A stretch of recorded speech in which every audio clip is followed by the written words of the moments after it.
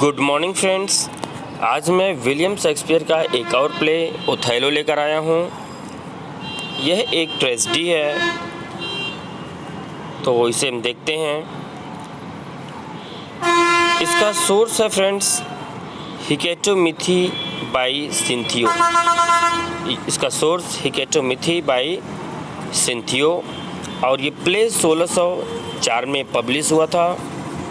और इसकी सेटिंग जो रखी गई है वो है वेनिस एंड साइप्रस नामक शहर में। तो इसका अधिकतर पार्ट वो वेनिस में इसकी सेटिंग है, इसलिए एग्ज़ाम में आप वेनिस लगाएंगे।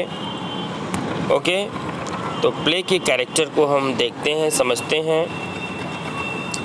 First character Othello.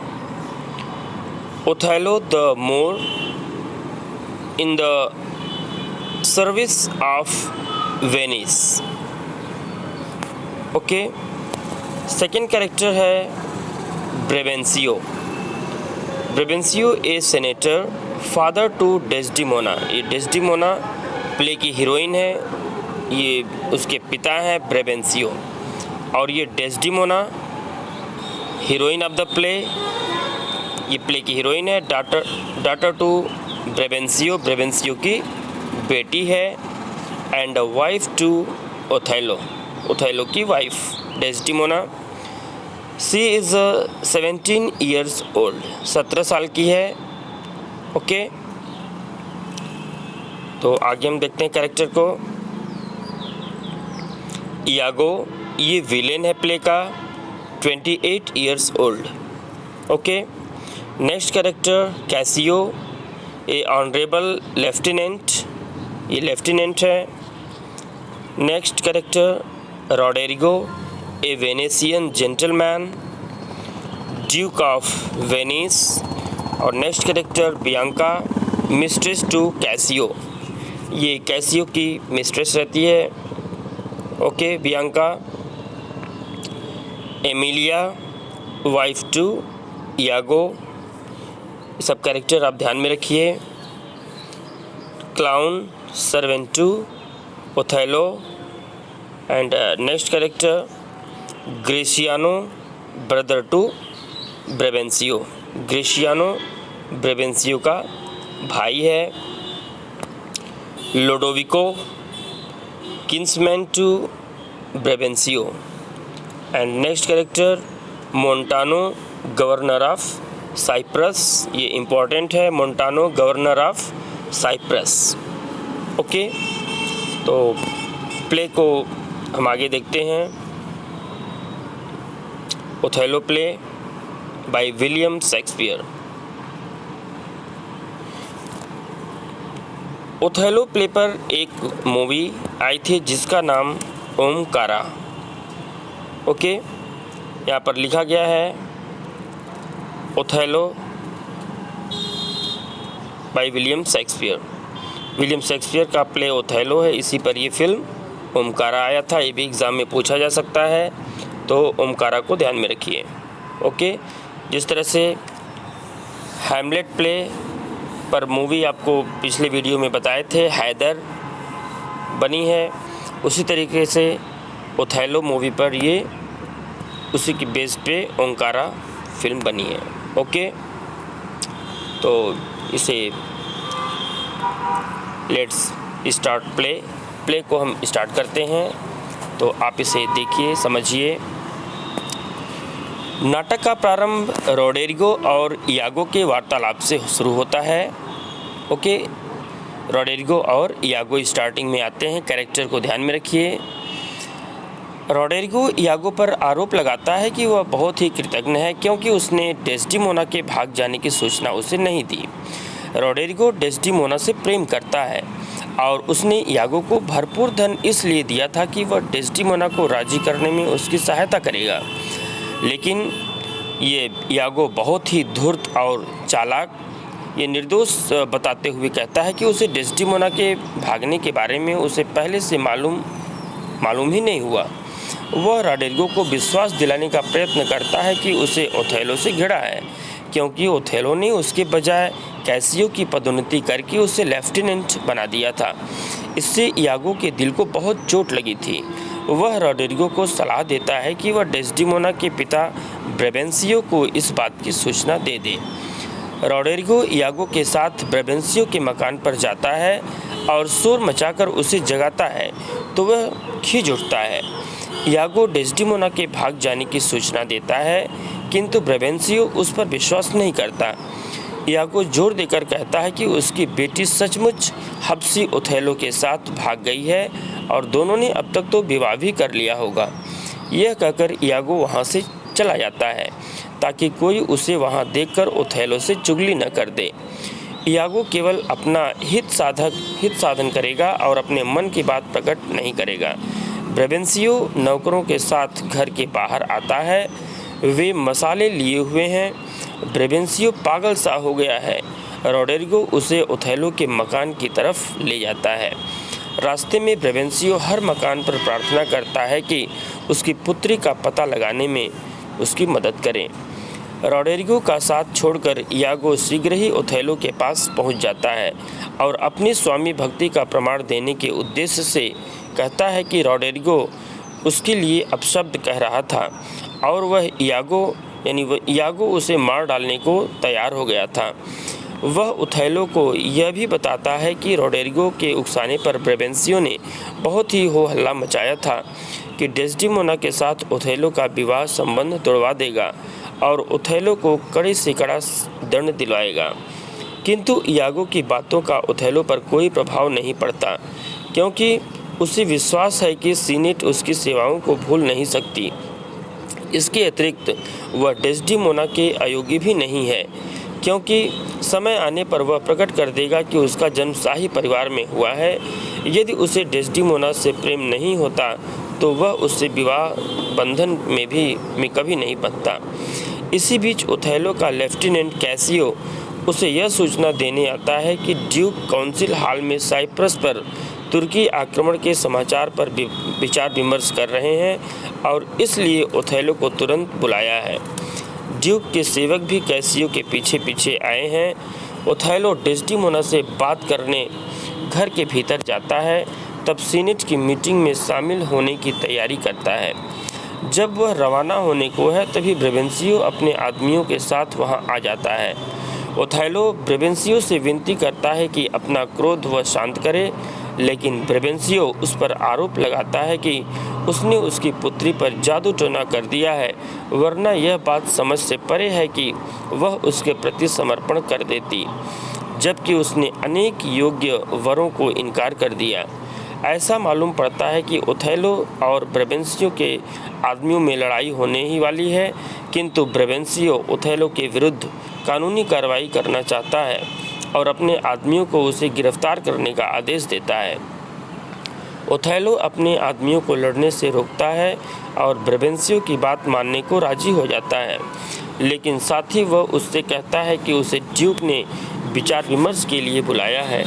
ब्रेबेंसियो भी उसके साथ जाता है ताकि ड्यूक तथा सीनेटरों से तुरंत अपने मामले में न्याय करा सके। ड्यूक एवं सीनेटर काउंसिल हॉल में एकत्रित हुए हैं। वे सब तुर्की द्वारा आक्रमण की तैयारी के बारे में विचार विमर्श कर रहे हैं। एक हरकारा आकर सूचना देता है कि तुर्की जहाजी बेड़ा रोड्स की तरफ बढ़ रहा है। सीनेटरों को शक होता है कि तुर्कों का यह अभियान सिर्फ उन्हें धोखा देने को है, वरना तुर्कों को रोड्स से ज़्यादा साइप्रस में दिलचस्पी है। तभी दूसरा हरकारा आकर खबर सुनाता है कि तुर्की बेड़ा दूसरे बेड़े से मिल गया है और उसका निशाना अब साइप्रस मालूम पड़ता है। इस सलाह मशवरे के दौरान ओथेलो और ब्रेबेंसियो प्रवेश करते हैं। ब्रेबेंसियो फौरन अपनी शिकायत पेश करता है। उसकी बेटी डेस्डिमोना चुरा ली गई है और ओथेलो ने उस पर जादू टोना कर दिया है। ड्यूक ओथेलो से सफाई देने को कहता है। ओथेलो स्वीकार करता है कि वह ब्रेबेंसियो की बेटी को ले गया है और दोनों की शादी हो चुकी है। तब वह शराफत के साथ साथ ब्यौरा बताता है कि किस तरह उसके और डेस्डिमोना के बीच प्यार पनपा। उसकी बहादुरी की कहानियाँ सुन सुनकर वह उससे प्यार करने लगी थी। लेकिन ब्रेवेंसियो विरोध करके कहता है कि अगर उसकी बेटी की बुद्धि और विवेक पर नशीली दवा या जादू का असर नहीं हुआ होता तो उसने इस हब्सी को पति के रूप में नहीं चुना होता। लेकिन ड्यूक और ठोस सबूत मांगता है। इस पर ओथेलो प्रार्थना करता है कि डेस्डिमोना को बुलवा लिया जाए। अगर वह उसके खिलाफ बोले तो वह अपना पद एवं विश्वास त्यागने को और कड़ी से कड़ी सजा भुगतने को तैयार है। डेस्डिमोना के आने तक ओथेलो अपनी कहानी जारी रखता है कि ब्रेवेंसियो उसे अक्सर बुलाकर प्रार्थना करता है कि अपनी ज़िंदगी की दास्तान सुनाए। डेस्डिमोना भी सब सुनती है। ओथेलो के भाग्य के उतार चढ़ाव और हैरत अंगेज कारनामों से वह आकर्षित हुई और उससे प्यार किए बिना नहीं रह सकी। डेस्डिमोना ने मुझसे कहा कि उसके प्यार को कबूल करूं, इस तरह मैंने उसे और उसने मुझे प्यार किया। बस यही जादू था जिससे मैंने डेस्डिमोना का प्यार हासिल किया। उसी वक्त डेस्डिमोना वहां आती है और बड़ी बहादुरी से ओथेलो से अपने प्यार का ऐलान करती है। घोर निराशा से भरा हुआ ब्रेवेंसियो उनसे विवाह को स्वीकृति दे देता है।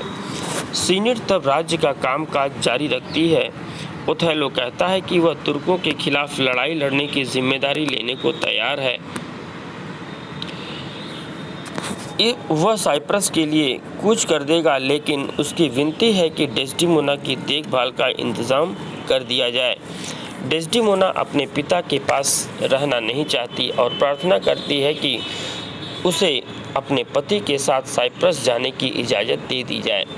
ओथेलो विश्वास दिलाता है कि प्रेम राज्य के प्रति उसके कर्तव्य में बाधक नहीं होगा। वह सिफारिश करता है कि उसका सहायक यागो उसकी पत्नी को अपनी निगरानी में साइप्रस ले जाएगा। ब्रेवेंसियो ओथेलो को चेतावनी देता है कि वह अपने पिता को धोखा देने वाली डेस्डिमोना अपने पति को भी दगा दे देगी। काउंसिल समाप्त होती है। अब यागो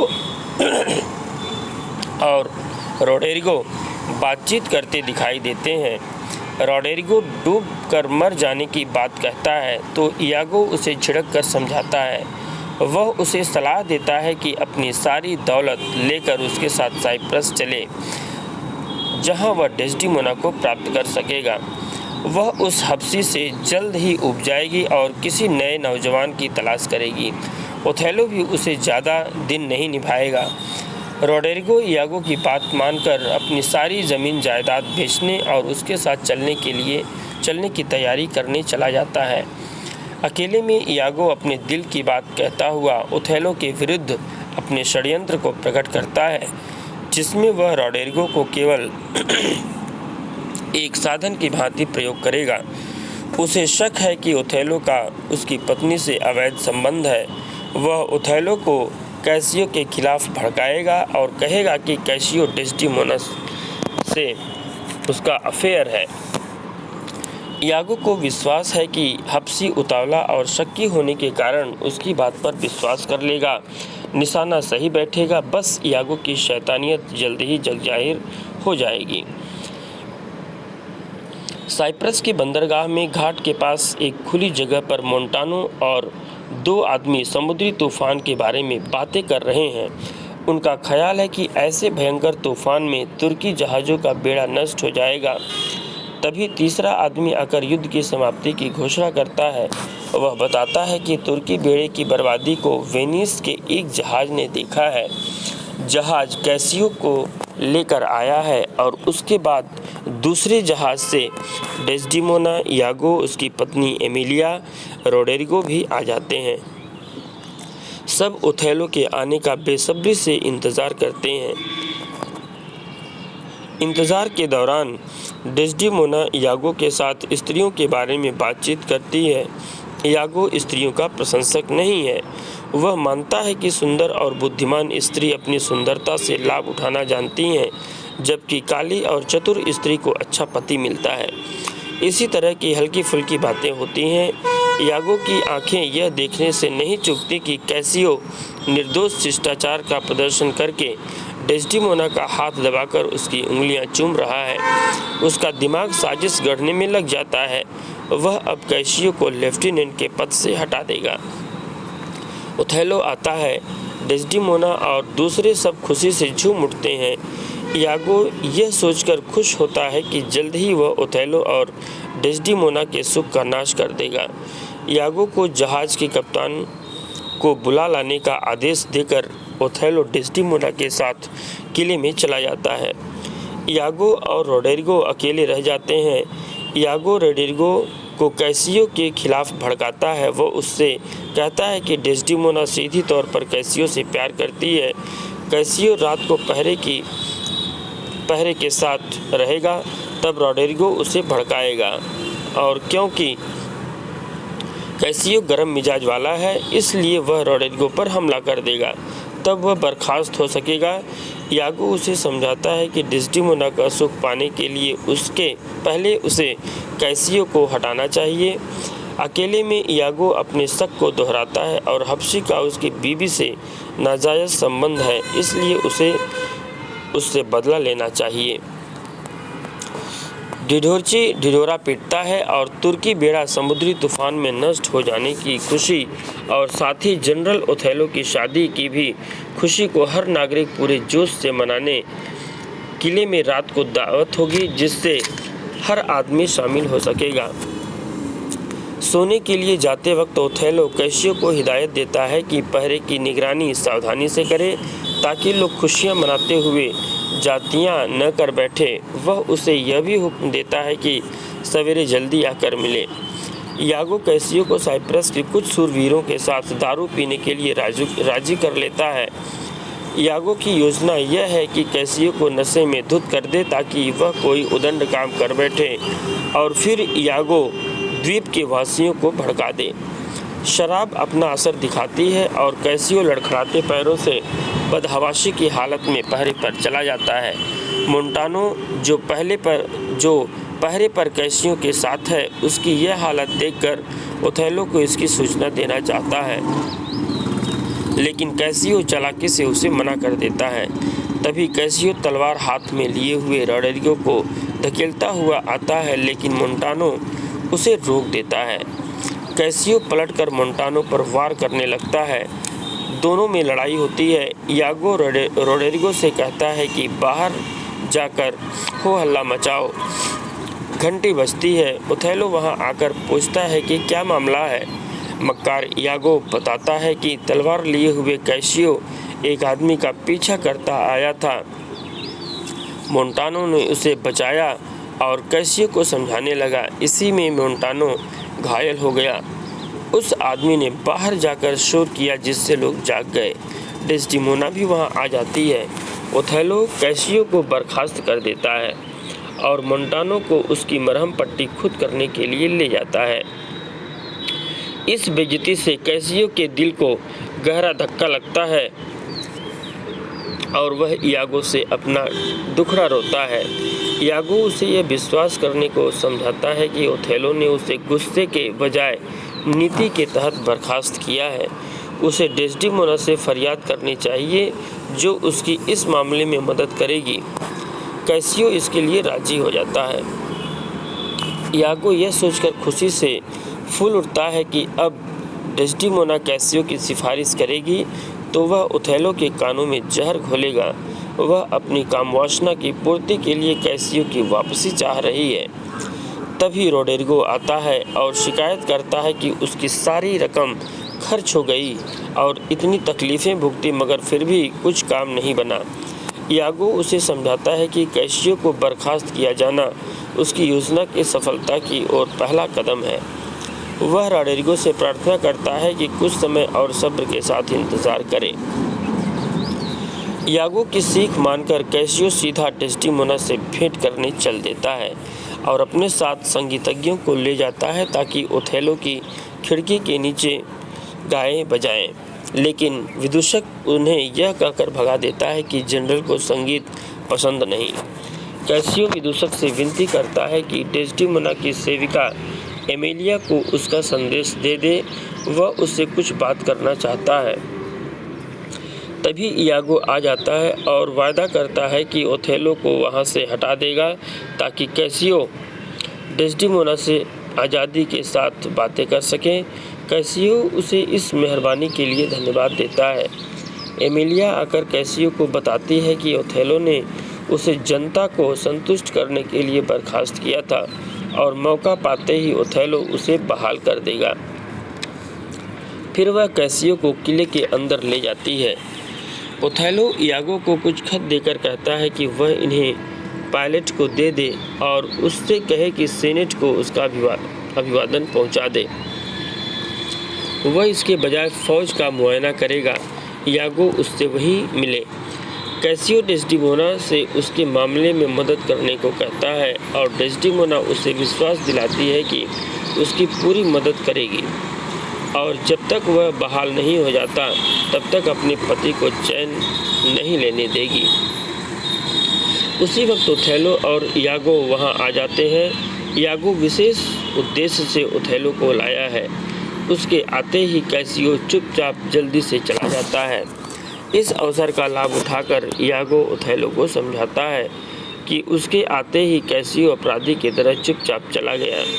वचन के अनुसार डेस्डिमोना तुरंत ओथेलो से कैसियो को बहाल करने की सिफारिश करती है और तुरंत फैसला करने की जिद करती है, लेकिन ओथेलो के कहने पर वहां से चली जाती है। मक्कार इयागो ओथेलो को प्रत्यक्ष तथा परोक्ष संकेत देकर और साथ ही बहुत अनिच्छा जताकर कैसियो और डेस्डिमोना के बारे में अपना शक जाहिर करता है। वह ओथेलो को सुझाव देता है कि डेस्डिमोना की परीक्षा लेने को वह कैसियो की बहाली का कुछ वक्त के लिए टाल दे। ओथेलो इयागो को आदेश देता है कि वह अपनी बात खुलासा करके बताए। इयागो मक्कारी और चालाकी के साथ ओथेलो का शक पक्का करने की कोशिश करता है। वह यह भी कहता है कि डेस्डिमोना ने अपने पिता को धोखा दिया है और ओथेलो को भी धोखा दे सकती है। इसके अलावा वह अपनी शान और हैसियत के खिलाफ उससे शादी करने पर पछतावा कर सकती है। इस तरह ओथेलो के कान भरकर इयागो चला जाता है। डेस्डिमोना फिर आती है और ओथेलो को परेशान देखकर अचरज में पड़ जाती है। ओथेलो कहता है कि उसके सिर में दर्द है तो वह अपने रुमाल से उसका सिर बांधने लगती है, लेकिन रुमाल छोटा होता है। वह उसे रख देती है। रुमाल फर्श पर गिर जाता है। डेस्डिमोना ओथेलो के साथ चली जाती है। नौकरानी एमिलिया रुमाल उठा लेती है। वह रुमाल ओथेलो ने डेस्डिमोना को भेंट किया था और वह उसे बहुत संभाल कर रखती है। एमिलिया के पति इयागो ने उससे कह रखा था कि वह रुमाल चुराकर उसे दे दे। एमिलिया नहीं जानती कि इयागो ने वह रुमाल चोरी करने को क्यों कहा था। जब इयागो उससे मिलता है तो वह उसे रुमाल दे देती है। इयागो की योजना यह है कि उस रुमाल को कैसियो के रास्ते में डाल दे ताकि वह उसे उठाकर रख ले और फिर उस रुमाल को डेस्डिमोना की बेवफाई के सबूत के तौर पर पेश किया जा सके। ईर्ष्या और क्रोध से भरा हुआ ओथेलो इयागो से कहता है कि डेस्डिमोना की बेवफाई का जाहिर सबूत दे, वरना उसे मौत की घाट उतार दिया जाएगा। तब इयागो ने बड़ी चालाकी से बताया कि रात को जब वह कैसियो के साथ एक पलंग पर सो रहा था, तब कैसियो को नींद में उसके और डेस्डिमोना के चक्कर के बारे में बड़बड़ाते सुना था और उसे एक रुमाल से मुंह पोंछते देखा था। वह रुमाल बहुत कुछ वैसा ही था जैसा डेस्डिमोना के पास है। अब ओथेलो को विश्वास हो जाता है कि वह चिल्लाकर कहता है कि विश्वासघाती के टुकड़े टुकड़े कर देगा। इयागो वचन देता है कि बदला लेने में वह ओथेलो की मदद करेगा। डेस्डिमोना को रुमाल खो जाने का पता चलता है तो उसे ढूंढती है, मगर वह नहीं मिलता। क्योंकि वह बेगुनाह है इसलिए ज़्यादा फिक्र नहीं करती। जब ओथेलो आता है तो फिर वह कैसियो की सिफारिश करता है। ओथेलो जुकाम का बहाना करके उससे रुमाल मांगता है। डेस्डिमोना रुमाल दे नहीं पाती और बहुत डर जाती है। ओथेलो गुस्से में भरकर चला जाता है। उसका शक पक्का हो जाता है। जब इयागो और कैशियो आते हैं तो डेस्डिमोना उन्हें बताती है कि ओथेलो का दिमाग बहुत गर्म हो रहा है और वह कैशियो के लिए कुछ नहीं कर पाएगी। इयागो डेस्डिमोना को यह कहकर तसल्ली देता है कि शायद किसी राजकाज से ओथेलो का दिमाग परेशान हो गया है। इसी समय कैशियो की रखैल बियांका आ जाती है। कैशियो उसे वह रुमाल देकर कहता है कि उस जैसा रुमाल वह दूसरा बना दे। कैशियो को मालूम नहीं कि वह रुमाल डेस्डिमोना का है। बियांका को ईर्ष्या होती है और वह शक करती है कि किसी स्त्री ने कैशियो को वह रुमाल दिया है। कैशियो कहता है कि ऐसी कोई बात नहीं। फ्रेंड्स, एक बात और बताना चाहूँगा कि उस रुमाल पर स्ट्रॉबेरी का फिगर बना हुआ है। एग्ज़ाम में ये पूछा गया प्रश्न कि उस रुमाल पर कौन सी चित्रकारी की गई है, ठीक है, तो उस पर स्ट्रॉबेरी का फिगर बना हुआ है। अब ओथेलो को इयागो की डेस्डिमोना के खिलाफ कई सारी बातों का विश्वास हो चुका है और वह हिंसा पर उतारू हो जाता है। जब इयागो कहता है कि उसने डेस्डिमोना का रुमाल कैशियो की रखैल बियांका के हाथ में देखा है, तब वह गुस्से से पागल हो उठता है। उसे अपनी बीवी को बेवफाई का और कोई सबूत नहीं चाहिए। ओथेलो उसे जहर देकर मार डालना चाहता है, लेकिन इयागो सुझाव देता है कि उसका उसी बिस्तर में गला घोट दे जिस पर उसने व्यभिचार किया है। ओथेलो को यह बात पसंद आ जाती है। अब लोडोवियो सीनेट का खत लेकर आता है जिसमें कहा गया है कि वह कैशियो को अपनी जगह तैनात करके वेनिस पहुँचे। डेस्डिमोना वहां आती है और यह खबर सुनकर बहुत खुश होती है। इससे ओथेलो आग बबूला होकर सबके सामने उसके गाल पर थप्पड़ जड़ देता है। लोडोवियो को बड़ा अचरज होता है। वह इयागो और लोडोवियो अकेले रह जाते हैं तो इयागो उससे ओथेलो के खिलाफ बुरी से बुरी बातें कहता है। ओथेलो एमिलिया से जिरह कर रहा है। एमिलिया कसम खाकर कहती है कि डेस्डिमोना पूरी तरह पवित्र है। डेस्डिमोना के कैशियो से नाजायज संबंध होने के बारे में पूछे जाने पर वह कहती है कि उसने उनके बीच कोई गलत बात नहीं देखी। तब ओथेलो डेस्डिमोना को बुलवाता है और एमिलिया को दरवाजे के बाहर चौकसी करने को कहता है। गुस्से के दौरे में वह डेस्डिमोना पर वेश्या होने का आरोप लगाता है। वह कहती है कि वह नहीं जानती कि वेश्या किसे कहते हैं। वह तो हमेशा अपने स्वामी की वफादार रही है और अपने शरीर को अवैध स्पर्श से बचाए रखा है। लेकिन ओथेलो को विश्वास नहीं होता और गुस्से में उफनता हुआ वहां से चला जाता है। डेस्डिमोना इयागो को बुलवाती है और उससे सलाह मांगती है। एमिलिया जोर देकर कहती है कि किसी ने ओथेलो के मन में जहर भरा है। इयागो कहता है कि ऐसा नहीं है, किसी राजकाज के कारण उसका दिमाग परेशान हो गया है। वह वायदा करता है कि सब कुछ ठीक कर देगा। डेस्डिमोना और एमिलिया चली जाती हैं। तभी रोड्रिगो आ जाता है और इयागो पर धोखेबाजी का आरोप लगाता है। वह धमकी देता है कि डेस्डिमोना के पास जाकर अपने जवाहरात वापस ले लेगा। इयागो ने रोड्रिगो को विश्वास दिलाया कि उसने उसके जवाहरात डेस्डिमोना को दे दिए थे। धूर्त इयागो चालाकी से उसका गुस्सा ठंडा करता है और उसे उसी रात को कैशियो की हत्या कर देने को तैयार कर लेता है। रात के भोजन के बाद ओथेलो डेस्डिमोना से कहता है कि फौरन जाकर सो जाए। वह खुशी से चली जाती है। ओथेलो के क्रूर व्यवहार के बावजूद उसके प्रति उसके प्यार में ज़रा भी कमी नहीं आई है। कपड़े बदलते वक्त वह एमिलिया से बातें करती है। एकाएक उसे ओथेलो द्वारा उस पर आरोप लगाए बेवफाई के आरोप का ध्यान आता है और वह एमिलिया से पूछती है कि क्या कोई औरत अपने पति से बेवफा हो सकती है। एमिलिया कहती है कि ऐसी औरतें ज़रूर होती हैं और इसके लिए उनके पति ही दोषी होते हैं। इयागो रोड्रिगो को रात के समय एक मकान के पीछे छुपाकर कहता है कि जैसे ही कैशियो बियांका के घर के बाहर आए वह उसे मार डाले। इयागो पास में ही छुप जाता है। जैसे ही कैसियो आता है, रोड्रिगो उस पर छुरे से वार करता है, लेकिन वह अपने कवच के कारण बच जाता है। कैसियो पलटकर रोड्रिगो पर तलवार से वार करके उसे बुरी तरह घायल कर देता है। यागो पीछे से आकर कैसियो की टांग पर तलवार मारता है। दोनों घायल चीखते चिल्लाते हैं।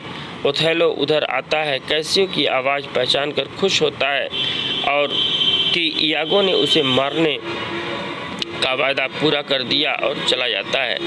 लोडोवियो और ग्रेशियानो आते हैं। यागो भी आ जाता है और रोड्रिगो को खुद छुरा मार देता है, जिससे वह मर जाता है। उसी वक्त शोरगुल सुनकर बियांका आ जाती है। यागो उस पर कैसियो पर हमला करने का आरोप लगाता है। उसे गिरफ्तार कर लिया जाता है। कैसियो को कुर्सी में बिठा कर ले जाते हैं। डेस्डिमोना अपने शयन कक्ष में गहरी नींद में सोई हुई है। ओथेलो हाथ में रोशनी लिए हुए आता है। ओथेलो अपने हाथ में वो रोशनी लेकर आता है। डेस्डिमोना की खूबसूरती और मासूमियत से ओथेलो का उसकी हत्या करने का इरादा डगमगाता जान पड़ता है, लेकिन वह अपने दिल को समझाता है कि वह तो सिर्फ इंसाफ कर रहा है।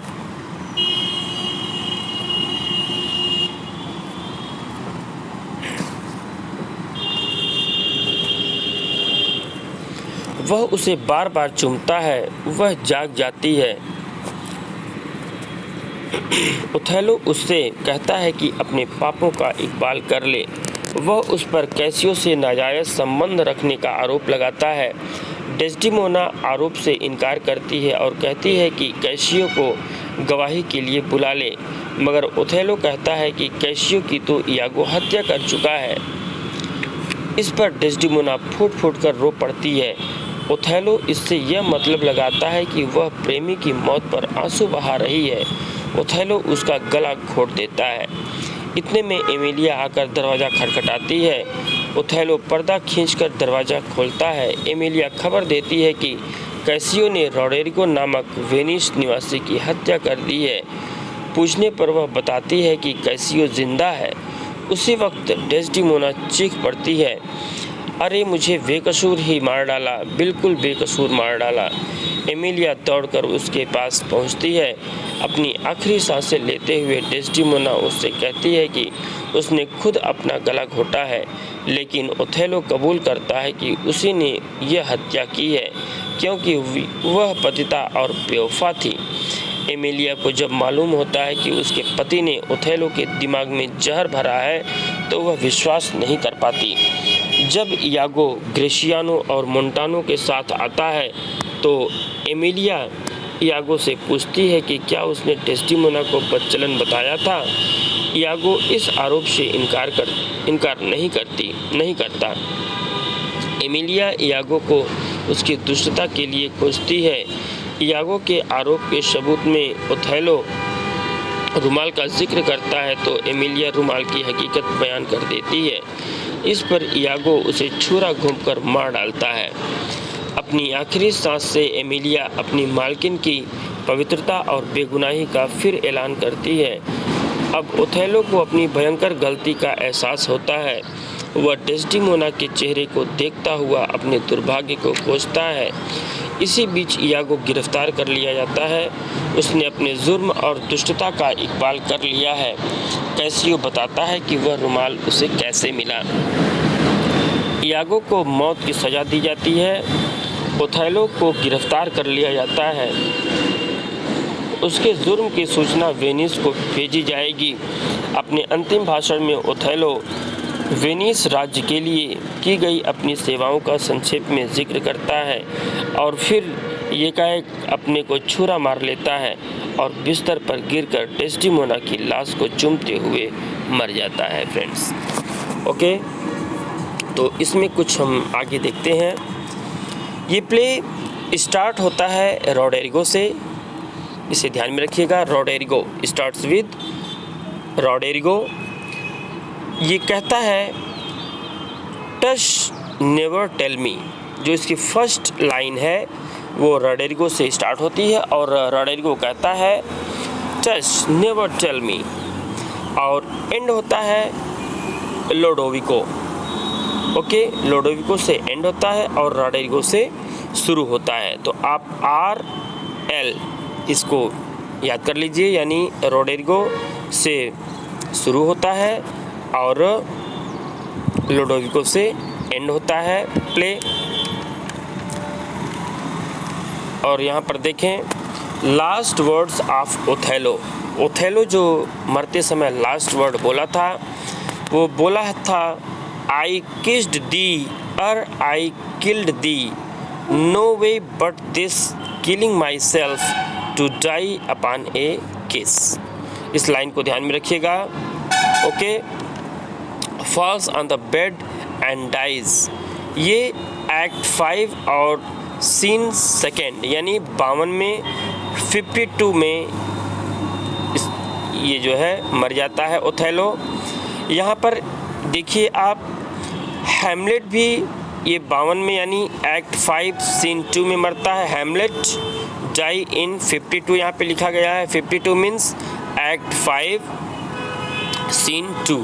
ओके, एक्ट 5 और सीन सेकेंड, यानी 52 में हैमलेट भी मरता है और 52 में यानी एक्ट 5 सीन सेकेंड में ओथेलो की भी मृत्यु होती है। ओके, तो एक्ट 5 सीन सेकेंड में हैमलेट की भी मृत्यु होती है और ओथेलो की भी। ओके, आगे देखिए, ये लाइन एग्ज़ाम में पूछा गया है। I am not what I am, I am what I am not, ये यागो कहता है। Thus do I ever make any fool my purse, Thus do I ever make any fool my purse, ये भी Iago कहता है। Next है It is the green-eyed monster which doth mock the meat it foods, ये भी Iago कहता है। Iago calls Othello a cuckold, इसको ककल्ड कहता है। Okay, Iago calls Othello a cuckold. Cuckold क्या होता है यहाँ पे देखिए आप, cuckold is that person whose wife is faithless to him. Okay, means cuckold हम उसे कहते हैं कि जिसकी बीवी वो बेवफा हो उसके प्रति। Okay, Othello is cuckold in the sense that his wife Desdemona has immoral relations with Casio. तो यागो ओथेलो को ककल्ड कहता है। ओके, इसे ध्यान में रखिए, कौन कहता है? यागो कहता है, ओथेलो को ककल्ड कहता है। Okay, next, there are as many as 5 soliloquies given to Iago. Iago के द्वारा 5 soliloquies बोली गई है, इसे ध्यान में रखिए। 5, ठीक है, soliloquies, यागो के द्वारा टोटल 5 soliloquies बोली गई है। ये एग्ज़ाम में पूछा गया है फ्रेंड्स। ओके, तो इसकी जो फर्स्ट soliloquy है, I do hate him as I do hell pains, ये first soliloquy of Iago act 1 scene 1 में ये बोला है। तो I do hate him as I do hell pains. Okay, ये इसकी फर्स्ट soliloquy है। Happily for I am black, ये ओथेलो कहता है। Okay, happily for I am black, Othello. Our bodies are gardens, ये यागो की लाइन है। Our bodies are gardens. Next देखिए, Coleridge claimed that Iago's soliloquies are the motive hunting of motiveless malignity, ये Coleridge कहे हैं। ये इम्पॉर्टेंट है, मोस्ट इम्पॉर्टेंट क्वेश्चन है। कौन कहा है? Coleridge, the motive hunting of malignance, motiveless malignity, ये कॉलरिज कहे हैं। Okay friends, thank you for watching my video.